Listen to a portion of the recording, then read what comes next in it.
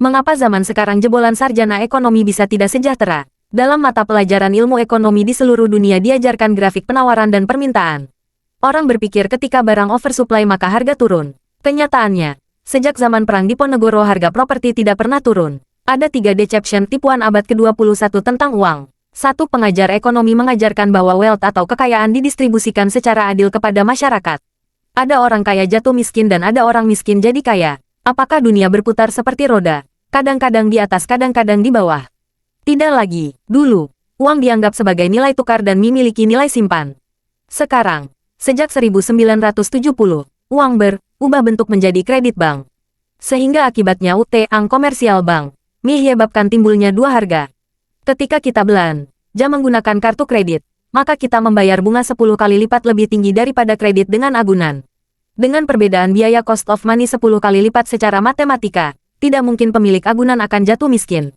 Dia membayar kredit 10 kali lebih ringan. 2. Mengapa dunia berputar seperti roda? Karena ada faktor risk alias risiko. Bila risiko ini dihilangkan, maka Tuhan pun tak bisa campur tangan pendistribusian kekayaan. Bagaimana utang komersial dicetak setiap hari tapi tak tercatat di perhitungan inflasi dan devaluasi? Ternyata, kredit bank diutamakan untuk sektor properti. Bukan sulap, bukan sihir. Kenaikan harga properti tidak diperhitungkan sebagai data kebutuhan pokok inflasi. Kenaikan harga properti dianggap sebagai sebuah investasi. Ketika kita belanja menggunakan kartu kredit, maka kita membayar bunga 10 kali lipat lebih tinggi daripada kredit dengan agunan.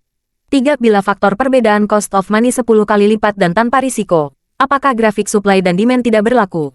Ya, benar. Sejak zaman perang Diponegoro, persoalan yang mengemuka adalah masalah agraria. Kekayaan dikuasai oleh tuan tanah. Alhasil, risiko spekulasi properti zaman nol tidak pernah bisa crash. Loh, tapi pada 1998 Indonesia pernah mengalami devaluasi. Ya, itu zaman old. Sejak masuk G20, Indonesia bersama-sama mengatur kecepatan pertumbuhan utang kredit bank secara sinkron dengan pasar G20, yang mewakili 80% pasar global. Bagaimana dengan negara-negara di kawasan Timur Tengah dan Afrika yang tidak ikut pasar G20? Entahlah, mungkin mereka ikut G80.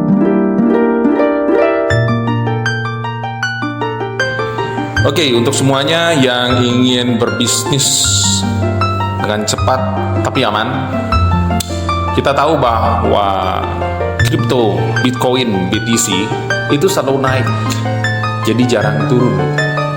Nah, untungnya pun minimal per hari 0,5% dan bisa lebih.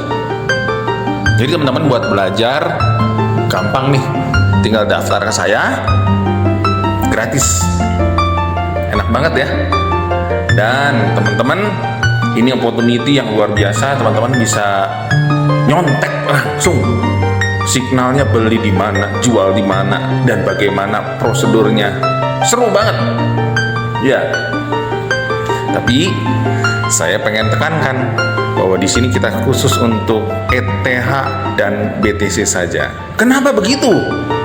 Kenapa teman-teman yang selalu bikin atau beli koin, meme, dan lain-lain, altcoin dan lain-lain selalu jeblok? Mungkin teman-teman nggak ngerti drop syndrome itu seperti apa. Jadi ada polanya. Teman-teman langsung belajar. Bayar nggak? Gratis. Waduh, enak ya. Bahkan teman-teman bisa running deposit start dari 3 juta sampai 5 juta. Lebih juga boleh, nggak masalah. Ya, luar biasa kesempatan ini. Jika tertarik, serius mau belajar, gratis, hubungi nomor yang tertera di sini. Oke, salam dari saya, BTC Community. Bye-bye.